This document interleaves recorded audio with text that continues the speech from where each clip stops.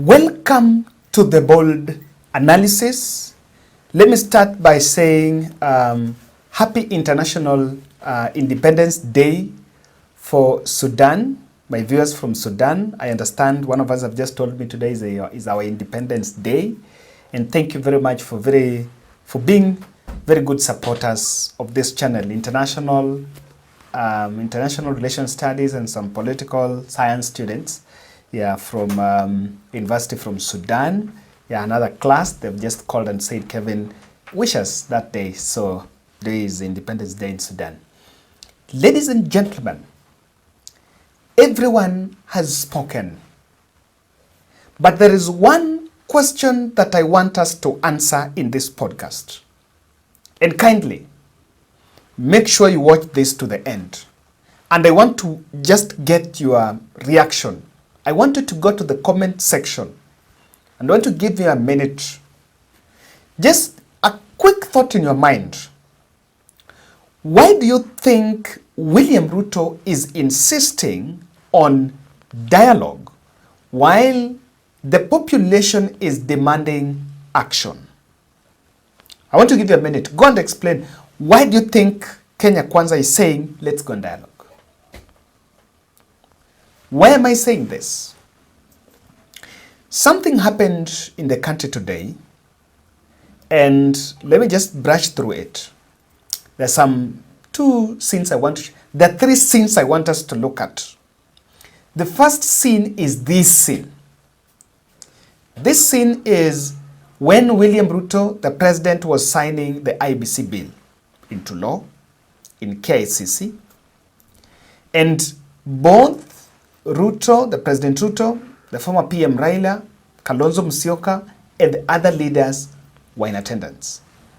So the signing was done here. And then while in this event, Kalonzo Musyoka made some very interesting speech that just allow me to play it for you.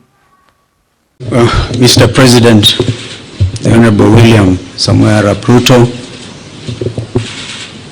Prime Minister Raila Odinga, both co-principals of the NADCO process.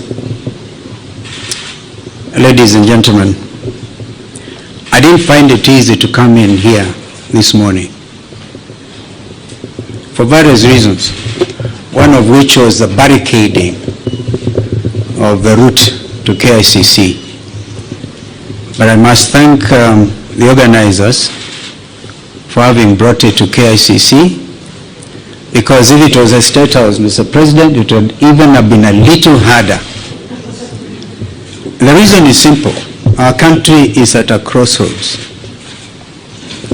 My colleague, Honorable Kimani Ichung'wah, has highlighted that both of you asked us to undertake the process of NADCO following the 2023 enactment of the finance bill and the riots that took place, where we lost people, 75 of them, property was destroyed, and the country was in a state of a shock. We undertook that responsibility with gusto, and we are very open-minded. As Azimio la Umoja One Kenya, our number one topic was the high cost of living. But Kimani and the team on Kenya Kwanza convinced us that it was a government responsibility and the opposition had nothing to do with discussing the high cost of living. I hope that in the light of recent developments, my friend Kimani would have revised that thought. Because again, 2024, Finance Act and the riots, and again we have lost 41 young Kenyans. This time they came in the form of Gen Z, but they are Kenyans. They have a right to belong. In fact, they are carrying the national flags. They have done it better than we did when some of us nearly got killed. Mr. President, I want to urge that we look at our country afresh. there's no way we can wish away the Gen Z revolution. And if we were to begin to be honest with ourselves, perhaps we need now to go back to Bomas, because during the presentations, Kimani and Cheruyot may remember, and Wandai was deputizing me, that a lot of Kenyans wanted us to open this space. The space has been opened by Gen Z. I wish we had moved with speed. It has taken inordinate delay to get to where we are today, to get the first product out of NADCO. And I'm not so sure, my friend Kimani, whether it is expected of us to even fast track the other 8. They have to be juxtaposed by the reality of the country and this new revolt. If we are not careful, all of us will get thrown out by the Gen Zs, because they say we have come of age. You say that we are leaders of tomorrow, we are leaders now. We can't wish them away. Therefore, I want to urge that we now look at the whole thing. For example, we have now set up the process of nominating new commissioners. We made it very clear that both you, Mr. President, Mr. Raila Odinga, the Prime Minister, will have to agree on, perhaps most importantly, on who becomes the chair of the new IBC. That principle of consultation was inbuilt, and I thank my colleagues because we didn't have to struggle much to agree. But now is the time. The country is at a crossroads. Can we, for a beginning, even in order to bring the country to normalcy, can we, Mr. President, order the Inspector General of Police? If he doesn't resign, can he remove the police from the streets? Can the army get out of our streets and back to the barracks? I thank you.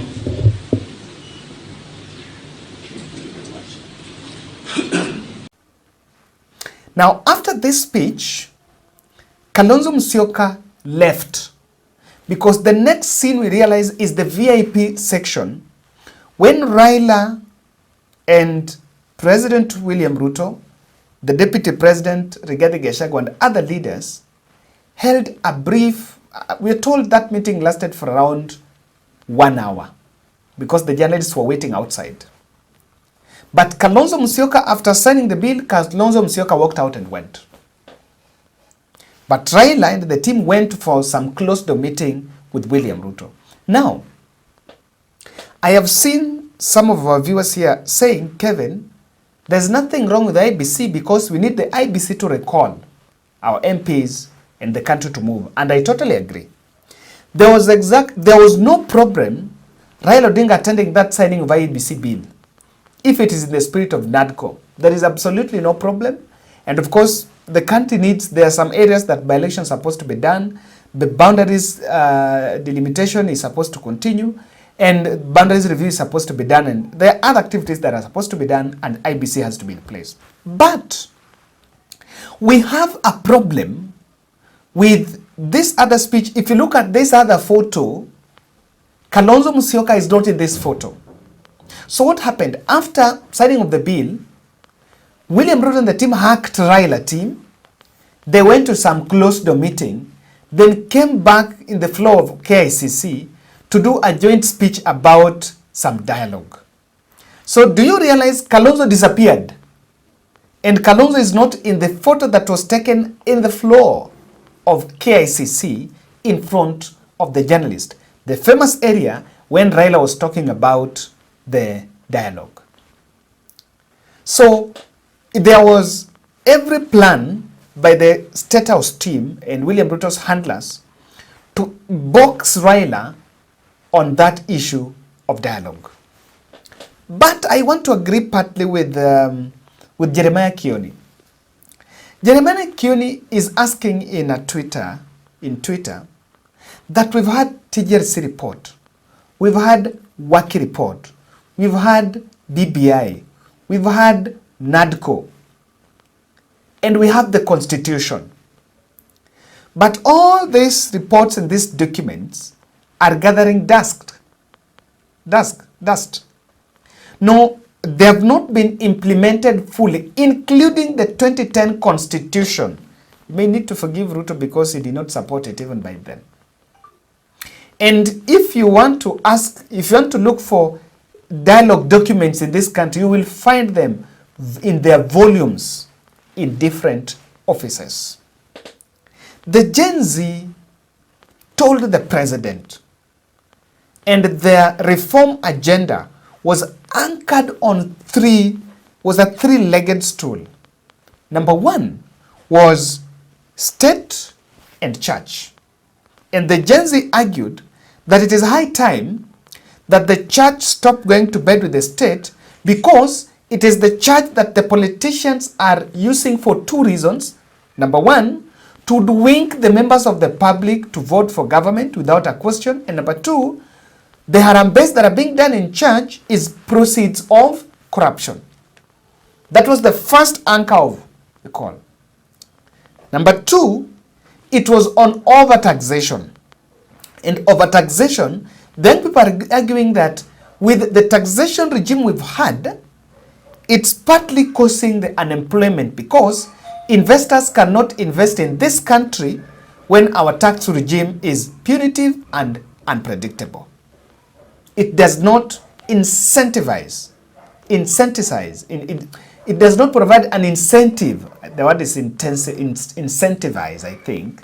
It does not intensivize the entrepreneurship. And without that, I need to get the real meaning of that word. It does not give incentives for investors to invest here. So through that, young people are losing jobs. And then we talked about corruption. And when the discussion about, I've been following the Twitter space well. I've been following these young people going to speak in the news, in the media, and they've been saying that corruption here is why they are blaming some members of the cabinet that are that have been seen wearing expensive stuff, clothes and belts in the country. So that opulence have also been seen as proceeds of corruption. And the president came and issued some administrative changes. But when the first time he called for dialogue, then people said, we are leaderless, we don't have any leader, we don't want dialogue, we want action. That's what the young people said. And then Charlie Ruto was brought in, met some county leaders and said they want to represent the young people. The young people refused, we don't want dialogue. Now the last person that has been brought is Raila Odinga.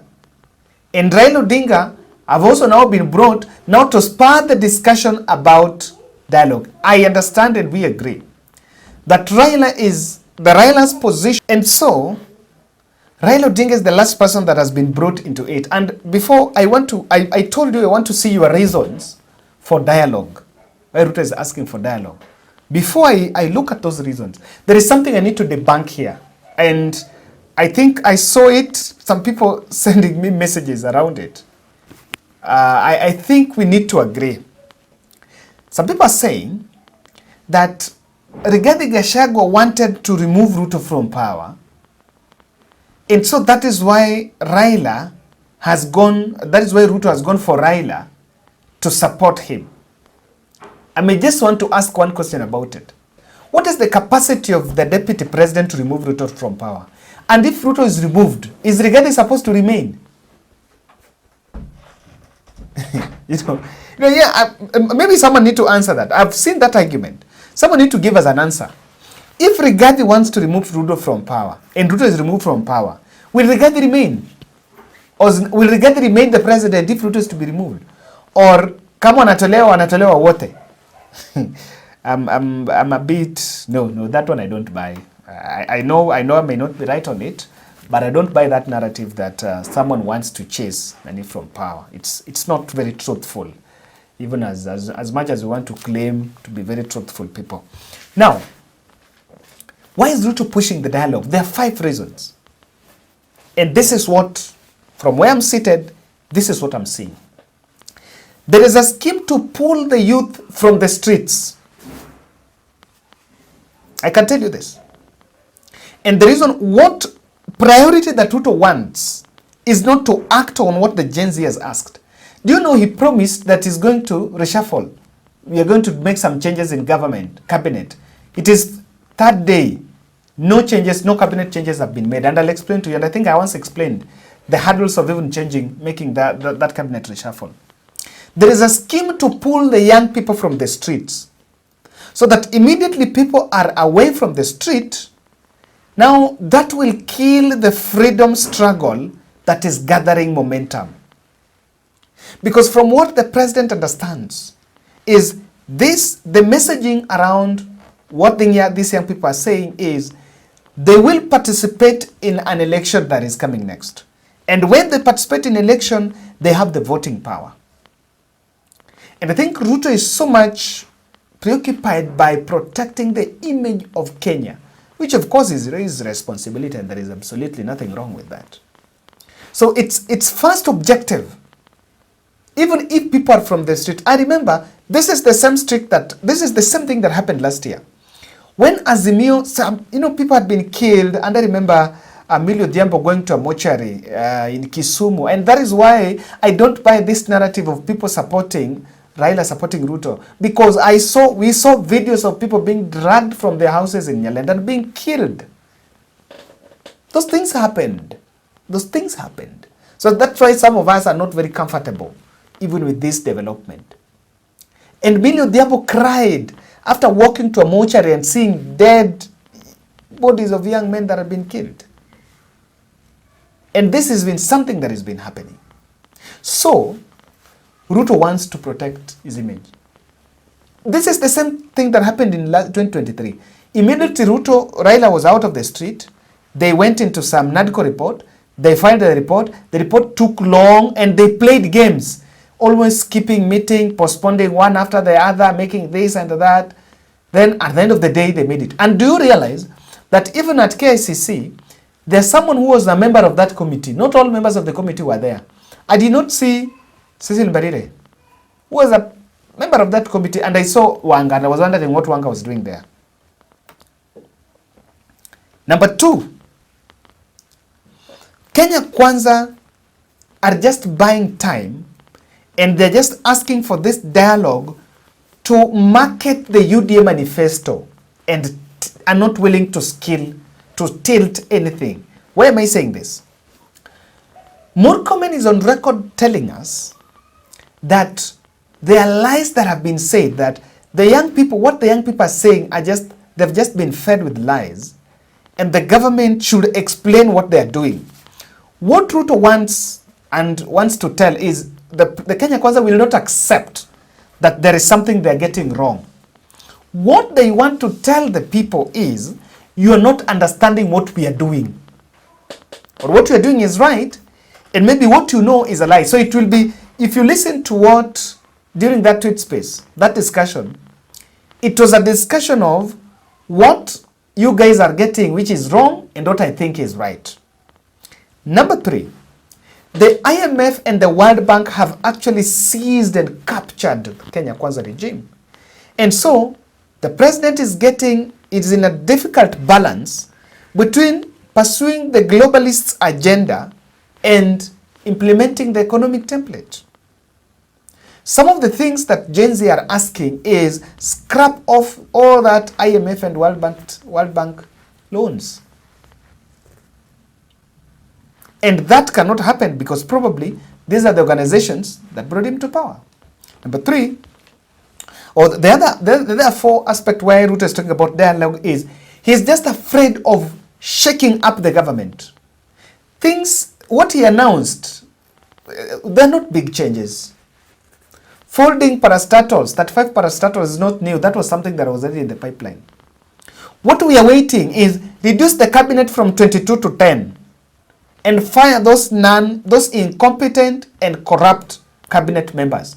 But you know why that cannot happen? Because he's been part and parcel of their dirty dealings. And lastly, Ruto believes on that anarchy narrative. He doesn't believe that someone is pushing some illegitimate agenda. He believes that the Gen Z are just agents of anarchy. And that's why maybe they are getting treated that way. What do you think? I am not understanding why the Gen Z have said, we want action, we don't want dialogue, but William Ruto and Kenya Kwanza is making every twist and spin just to maintain the talk on dialogue. Maybe I can see what you think about this. Thank you.